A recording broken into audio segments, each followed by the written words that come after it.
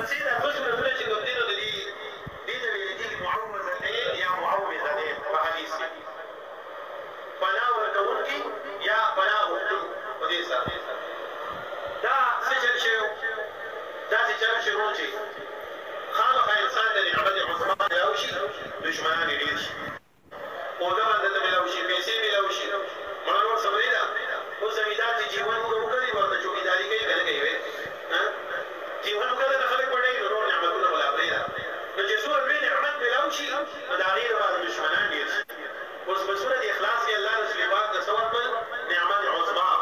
لوی انعام یې پرې وکړو اوس ورته وایي دشمنان به یې پیدا کېږي د دې لپاره اوس تاسو شکول در کومه دی رب ته دوا وکړه د دې لپاره در شکول در کومه چې د دې صورت نه کې چاپېره به د دې خزانې عبادت کې په څه باندې په صورت فلق او په صورت ناس باندې نو دا دوه صورتونه الله راولېږل د حفاظت د رسول پاک لپاره اصل کې روح داسې وکړل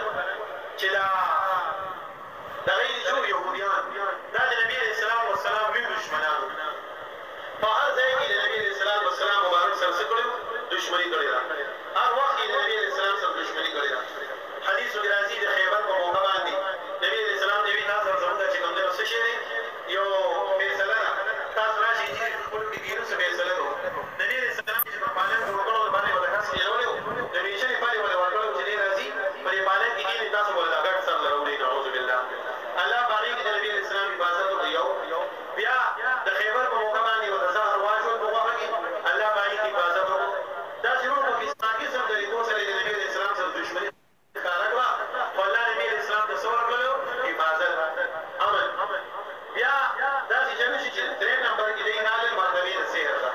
چېرې جادو به دې وکړو په جادو به دې اخلاص شو په نبي علیه السلام والسلام باندې جادو وکړو خو هغې بې اثر ونه کړو چې هغې بې اثر ونه کړل په دغه زمانه کې بني زریق یو قبیله ده قبیله بني زریق په بني زریق کې یو سړی و د هغه نوم دی لبید بن عاصم لبید بن عاصم چې و نو دا لوی جادوګر و هغه زمانه کې ځکه حدیث کې راغلي دي کان اسحر الناس دی به هغه وخت کې څو لوی جادوګر د زمانې لوی جادوګر دغسې دی راغلی ورته ویې صیبه لوی هو بې موږه خو نبي علیه السلام باندې ستړي شو په هره دغه باندې خو موږ نبي علیه السلام ته ورزولی نه کړی شو وایي که تا له موږ څه ډک کړو ته مې جادو وکړې نو سم وایي نو دا ورته وایي ګوره زما پیس ډېر دی نو په هغه زمانه کې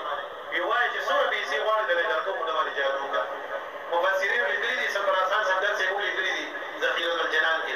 وایي 30 دیناره یې په هغه زمانه کې اخیستي وو 30 دیناره په دې وخت کې د هغې نه لکونه روپۍ جوړېږي ځکه یو دینار به د سرو زرو نو دی یې ترېنه واخیستې ورته وایي اوس به زه په ده باندې سیر کوم خو تاسو به ماله داسې کوئ چې د دوی د مانګسې غاښي او د دوی د ویښتو د ګیرې مبارک یا د سر مبارک ویښتو راله پکار دي دا به راله اړوئ زه به بیا جواب دا خو ډېر پکار قوم دی یو وړوکی نبي ته به د رسول پاک خدمت کې به یې کې لګیا کړو چا د نبي علیه السلام والسلام خدمت کې لګیا شو ورته وایي اوس داسې وکړه د نبي علیه السلام د مانګسې غاښي